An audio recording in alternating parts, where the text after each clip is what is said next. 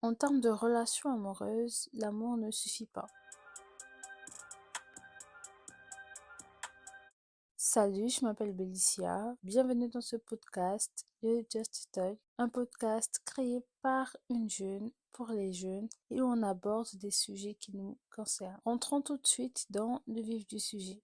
Autour de moi, j'ai souvent vu des personnes se mettre dans une relation uniquement parce que l'autre est gentil, l'autre est serviable, l'autre est beau ou est belle, ou même parce que les deux personnes se sont déjà attachées. Donc, pourquoi ne pas se mettre en couple sans pour autant se poser, je trouve, les bonnes et les vraies questions. Et c'est souvent pour cette raison-là que les relations de nos jours ne durent juste pas. Parce que quand on regarde bien, on construit nos relations sur des fondements superficiels et pas forcément des fondements profonds. Me concernant, j'ai une approche assez particulière de l'amour, dans le sens où pour moi, en amour, c'est d'abord la raison, puis le cœur. Et donc cela signifie de se poser les vraies questions et surtout d'être assez lucide pour pouvoir faire un choix lucide. Comme tu le sais, il y a un dicton ou encore une expression qui dit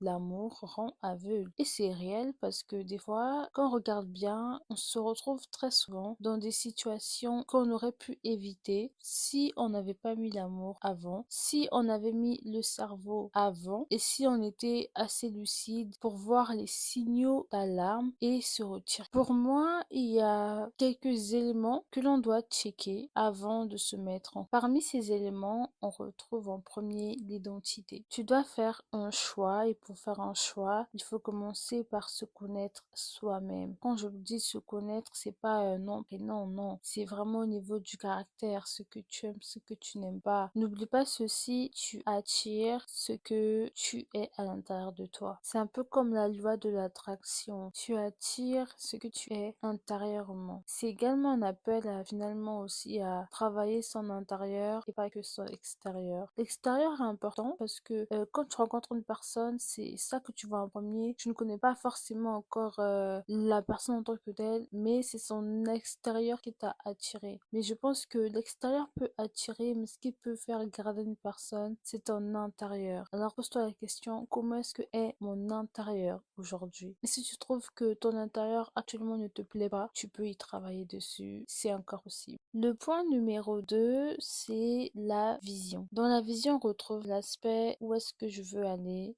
où est-ce que je serai dans 10 ans, où est-ce que je veux être dans 10 ans. On va prendre simplement un exemple. Donc, ok, donc c'est un couple. Dans sa vision, on va dire c'est peut-être la personne a des ambitions politiques, mais l'autre n'a pas du tout les mêmes ambitions. Là, on constate bien qu'il y a un problème de vision tout simplement. Les deux personnes ne vont pas dans la même direction. Et en fait, les deux personnes sont un frein pour l'un et l'autre. Il est très important de savoir où est-ce que je veux aller parce que effectivement, tu feras ton choix en fonction également de ta vision. Par exemple, moi, je sais où je veux aller dans quelques années. J'ai pas forcément tous les détails. Enfin, je pense que le but, c'est pas non plus d'avoir tous les détails, mais au moins d'avoir les grandes lignes. Et en fonction de la vision que j'ai pour ma vie, je fais un choix. Imaginons que j'ai de l'intérêt pour le monde des affaires, je veux lancer une entreprise. Je ne vais pas forcément prendre un homme qui veut que sa femme puisse rester à la maison, que sa femme puisse éduquer les enfants, que lui il aille travailler, que bah moi je suis à la maison, je fais rien. Ça marche pas du tout avec la personne que je suis. Voilà pourquoi je disais qu'il faut se connaître parce que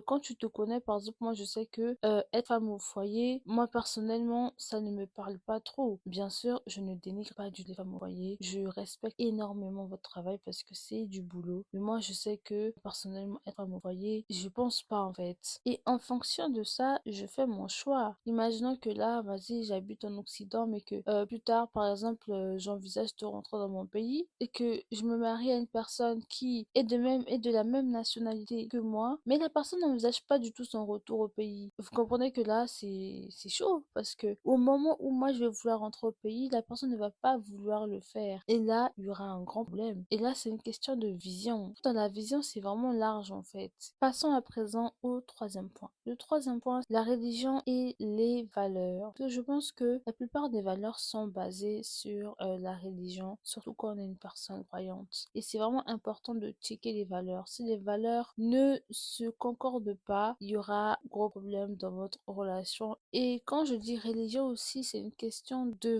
voir si dans ta religion, tu peux te mettre avec quelqu'un d'une autre religion. Je vais prendre un exemple très concret et par exemple, moi je suis chrétienne et je sais que dans la Bible, on nous dit qu'il est préférable de nous mettre avec une personne qui est chrétienne comme nous. Ça veut dire que du moment où je sais ça, je vais pas forcément aller me mettre avec une personne d'une autre religion parce que ça ne marchera pas. Et puis même c'est au niveau de l'éducation des enfants. L'enfant va prier quel Dieu? Le Dieu de maman ou le Dieu de papa? Vous voyez ça? C'est bizarre en fait. Je pense que ça n'apporte pas un équilibre dans le foyer, mais je pense que c'est plutôt plus un déséquilibre parce que ça perd aussi l'enfant. Et puis aussi étant donné que quand tu te mets avec quelqu'un d'une religion différente, je pense que tous les deux, vous avez quand même envie que vos enfants prient soit le Dieu de l'un, soit le Dieu de l'autre, en fait. Le quatrième point, c'est la profession. C'est-à-dire, la personne fait quoi dans la vie? Parce qu'il faut se le dire, on va pas vivre d'amour et d'eau fraîche, en fait. On a besoin d'argent. Alors, si la personne fait quoi dans la vie? Est-ce que la personne, elle travaille? Elle étudie? Le but ici, c'est de vraiment voir si la personne a de l'avenir ou pas. S'il a de l'avenir, on peut tenter quelque chose. Mais s'il n'a pas d'avenir, franchement, honnêtement, qui a envie de rater sa vie en fait?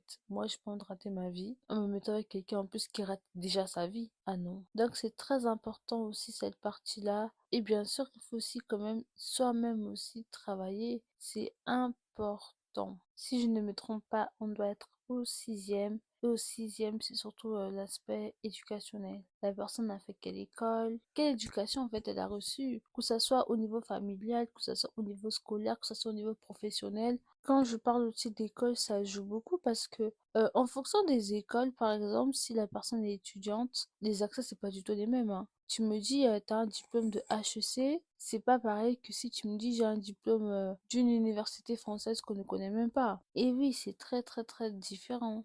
Et enfin, le dernier point, je dirais sa famille. Sa maman fait quoi dans la vie? Son papa fait quoi dans la vie? Et surtout l'éducation transmise. C'est à partir de là que tu pourras comprendre en fait plus l'homme que tu as devant toi, même la femme que tu auras devant toi.